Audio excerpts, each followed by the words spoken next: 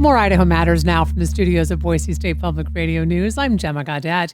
For the past 3 years, the Center for Native American Youth has been offering kids the Braveheart Fellowship. It's a chance for Native youth voices to be heard as they look for ways to help preserve our environment. 10 kids in the Pacific Northwest will get grant money and support to make their own climate projects a reality. Joining us now from the center is Katy Stewart to tell us more. Katy, nice to have you on the program. Hi, Gemma. Thanks for having us. So, Katy, what is the Braveheart Fellowship? How did it get started? Sure. So the Braveheart Fellowship started a few years ago, as you mentioned. I'll back up just to say that Center for Native American Youth, we're a national education and advocacy organization. So we work alongside Native youth from 24 and under to really help improve their health, safety, and overall well-being. And so the Braveheart Fellowship came out of conversations with Native youth that we were having over the past few years, really looking at the representation gap we're seeing. Native voices aren't being centered in climate justice conversations as much as they should be, and Native youth really want to get involved, especially those in the Pacific Northwest. They see the land around them changing, whether it's rivers, lack of salmon populations, increasing wildfires, and they want to do something about it. So we started this fellowship as a way to help them get involved to make a difference. And as I mentioned, 10 youth will get microgrants to fund community action projects. And these are all kinds of projects. Can you maybe describe one or two of them for us? Sure. We've had a number of wonderful projects this past year. As we mentioned, this is a regional-based fellowship program. So we're supporting young Native folks from the Pacific Northwest. That includes Idaho. And we had some incredible projects this year. I'll just name two, just to sort of show the range of projects that we're supporting. We supported both local youth council getting involved in community cleanups in southern Idaho. So really helping to get young people in touch with keeping their environment clean, picking up after themselves, helping the community show what it's like to care about the grounds that you live on.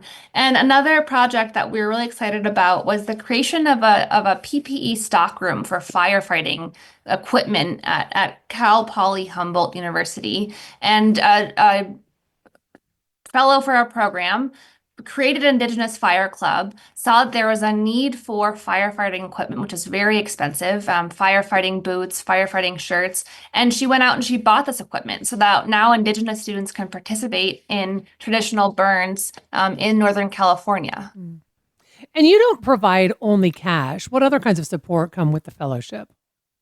Yeah, so fellows who entered the program, I'll say one fellow was working on a project to investigate pesticide use connected to cancer clusters among basket weavers in Northern California. So this was a huge project that involved working with a regional government, that involved working on advocacy. And so we held a couple of calls with him. We connected him with local policymakers who could help him navigate the system. What could he do from where he was at to make a difference? So it's both that microfunding, as you mentioned, networking with the peers themselves. We do an in-person convening to help them get to know each other, share ideas, and it's also really opening doors. So who do these young people need to know to both advance their project, but also to understand the advocacy and policy landscape of climate justice efforts in the U.S.? So my understanding is the deadline to apply for a fellowship was today. However, it was extended. So who can apply? How do they apply? Yeah, so I would really encourage anybody listening to this who is between the ages of 18 and 24 and who's really passionate about climate justice to check out our website. You can go to cnay.org. And it's about a 30-minute application. So since this is project-based, we really want to understand what's an issue in your community and your area. What's a climate project that you'd like to initiate? Tell us about the project. Tell us a little about yourself in the application, and you submit it. So it has been extended. We've extended the deadline until this Wednesday at midnight. It doesn't take that long. Again, as I mentioned, it's about 30 minutes, and we just have some short answer questions to understand what the project is that you'd be interested in starting and a few other details about yourself. Well, Katy, thank you so much for taking time to talk with us today about this. We've been speaking with Katy Stewart with the Center for Native American Youth, talking about the Braveheart Fellowship, and the deadline for this year's fellowship applications has been extended to this Wednesday. We will put a link to the application on our website, boisestatepublicradio.org.